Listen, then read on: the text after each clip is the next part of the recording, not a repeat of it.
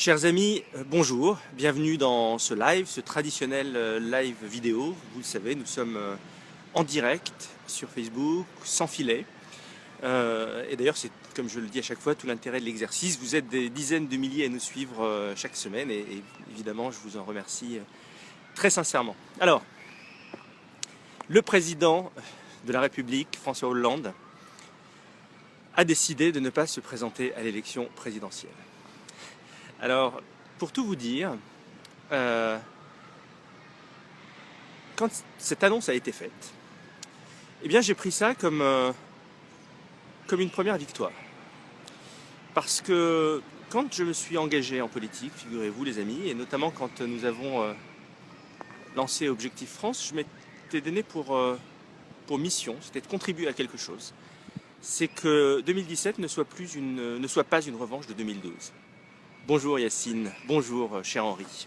Et j'avais d'ailleurs publié une tribune dans le Figaro, à l'époque, qui était une lettre ouverte à Nicolas Sarkozy et à François Hollande, dans laquelle je leur demandais d'oser partir.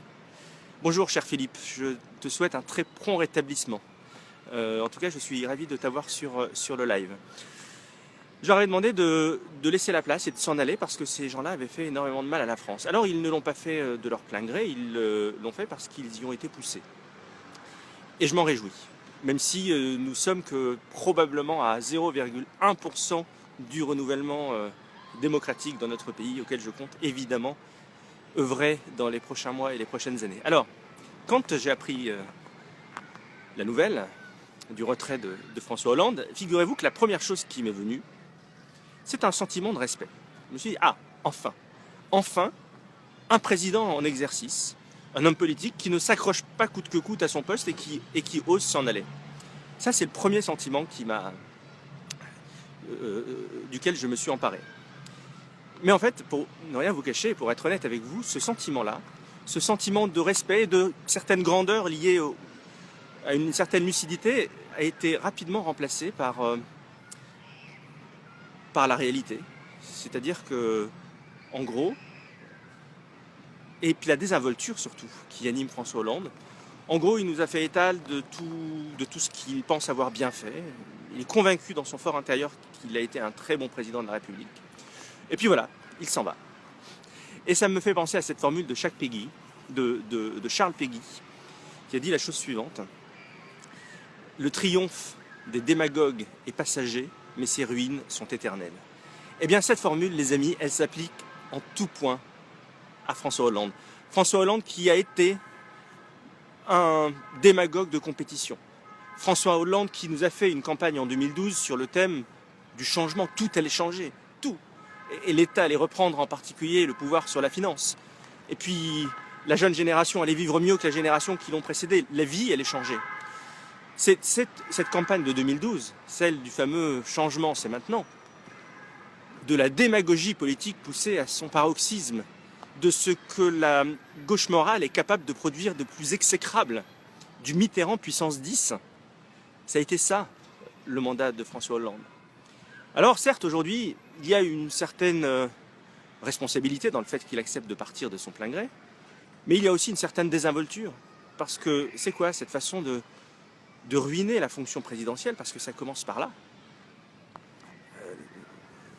François Hollande, alors dans la continuité de Nicolas Sarkozy, il faut bien le reconnaître, il a abîmé la fonction présidentielle.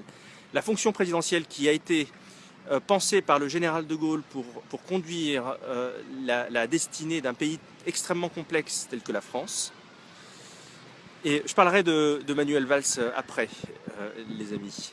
Alors oui, Philippe, je suis d'accord avec toi. Moi, président, je me retire, c'est certainement sa meilleure décision.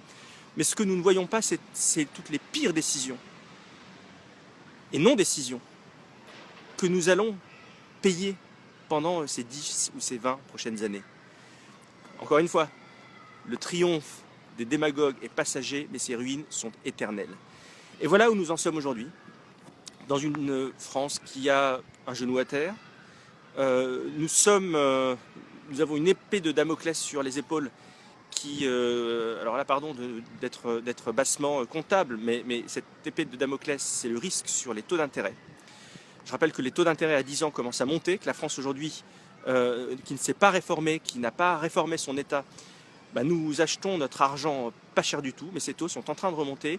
Et 1% d'augmentation de taux d'intérêt, les amis, c'est 40 milliards à payer sur 5 ans et nous n'avons pas les moyens.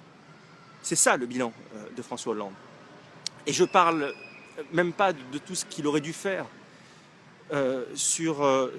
merci chère Béatrice, vous me faites rougir. Et je ne parle même pas de ce qu'il aurait dû faire sur le chômage, qui n'est jamais que les mesures qui ont été appliquées depuis 30 ans et dont nous savons qu'elles ne fonctionnent pas. Parce que on ne traite pas un sujet aussi gros, aussi complexe, aussi